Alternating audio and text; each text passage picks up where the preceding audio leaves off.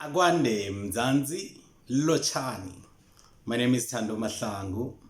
Welcome to my YouTube channel where I get to teach you IsiNdebele. I mean Ndebele lecture. That's what you can say. Yeah. Okay. Today I'm gonna teach you very important words in IsiNdebele. So now we're gonna start here. Umabhalana. Umabhalana is a secretary. Yes. Then umatshingelani. Umatshingelani is a security. Anyone who's doing a security work in IsiNdebele city ngumatshingelani. Yes. Bese na city